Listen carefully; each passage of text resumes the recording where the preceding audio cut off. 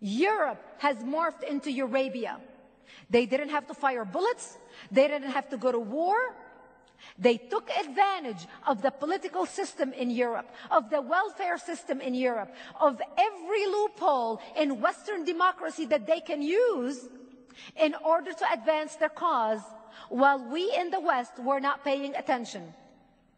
And what's helping them right now do exactly that is the oil wealth that we have discovered in the Middle East that is now giving the Islamic world the money and the power to be able to buy weaponry, develop weaponry, launch and train facilities, create madrasas worldwide, build mosques worldwide. So the way we won against them back in the 1600, 1700, 1800, 1900 because of the Western Industrial Revolution, now that everything is returned. Saudi Arabia, because of the oil wealth, were able to take their millions and start funding our universities in the United States and all over the world. Many of you who have children on American universities know that our universities are gone because of the millions of dollars that are coming from the Middle East, where they are setting up Middle East study departments and political science departments, appointing Arab professors who are anti-Israel, anti-America, to teach our students that our foreign policy is the problem, our imperialism is the problem, Israel is the evil of the world, and therefore the Arab world and the Muslim world is the underdog. So now we have all this new generation of Americans for the last 16 years who have been graduating out of these universities, believing that America is bad and Israel is bad, are now the people working in the media. People tell me, why is the media so biased, Brigitte? I tell them, are you wondering? These are the students who have graduated for the last 16 years out of our universities, who are now the news writers, the news anchors, the reporters, the bureau chiefs, the policy makers, the opinion shapers. And this is why you're seeing what you are seeing today. I call our universities occupied territories. Because if you are a pro-Israel, pro-America speaker,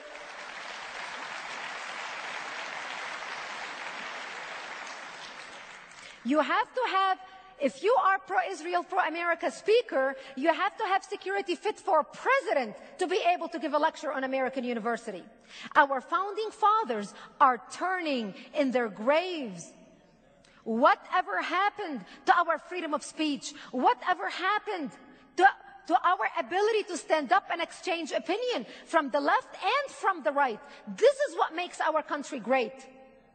But we are losing those freedoms, and we are losing them all in the name of multiculturalism and diversity, and because political correctness is killing us. And I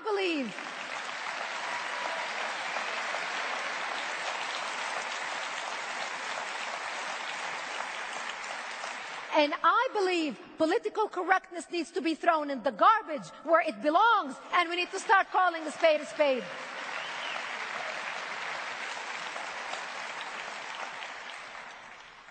So now they are using their oil wealth, not only influencing our universities, but also buying our corporations, buying large stakes in our media corporations, buying real estate properties in our country, and this is how they are infiltrating the country.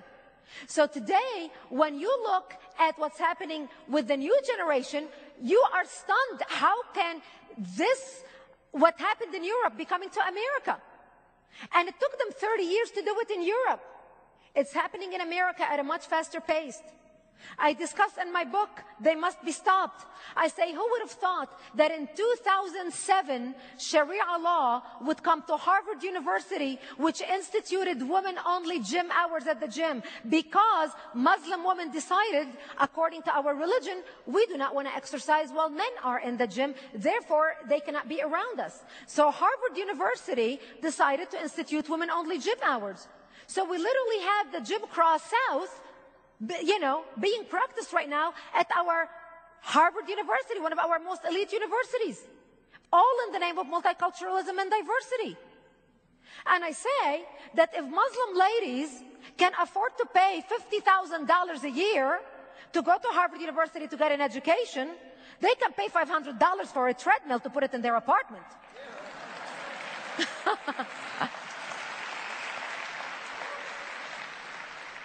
Who would have thought that an imam in Des Moines, Iowa, gave an opening prayer at the Iowa legislative session in 2008 in the name of Allah, calling for Allah to give us victory over those infidels, over those who do not believe, meaning over us infidels. You have Muslim taxi drivers in Minnesota refusing to pick up passengers carrying alcohol. This is happening in America. This is not happening in England. You have the first Islamic public school, the Khalil Gibran Academy, opened in New York City in 2007, funded fully by tax dollars. Islamic compounds propping up all over the United States, practicing Sharia law, spread all over the United States. We have over 40 compounds. Many of them, the FBI wouldn't even dare enter. Many American universities are designating Islamic prayer rooms for Muslims only. Since when? What about the Buddhists? What about the Jews? What about all the other immigrants that came to this country? When was last time you saw any Orthodox Jews who have to pray multiple times a day, who attend universities, forcing their religion on a university, saying you have to open up Jewish-only prayer rooms? What would happen if the Christians decided, well, you know, we want our devotion time, we want reading our Bible time in a Christian room only? What would the ACLU do? You'll hear it to high heaven, wouldn't you? And this is what's happening. But the Arabic lobby, the Muslim lobby, and the Saudis figured out, you know, the strategy worked so well on the university level in brainwashing our students. Why wait until we get to the universities? Why don't we start teaching and brainwashing these students in middle school and in high school about the religion of Islam? So now we have the Muslim Council on Education working with America's top publishers who write the history books and the social studies book, like Houghton Mifflin, consulting with them about what to write about Islam in the history books.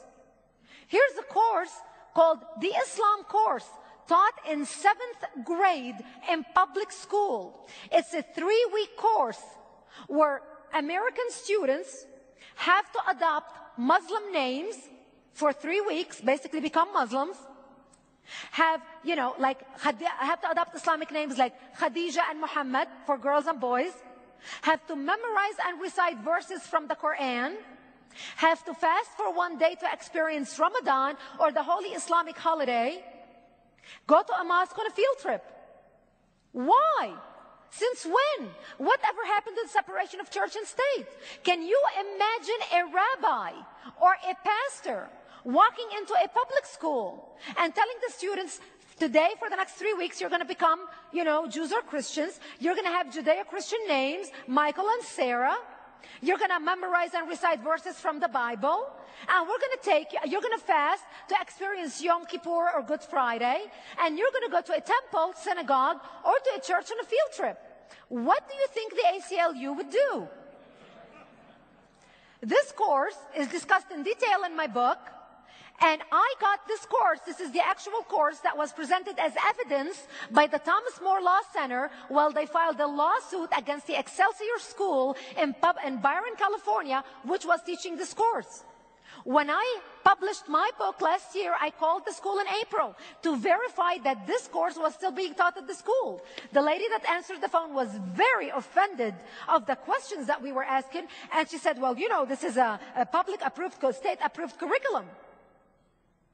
We are asleep at the switch, and we are not paying attention. And we have terrorist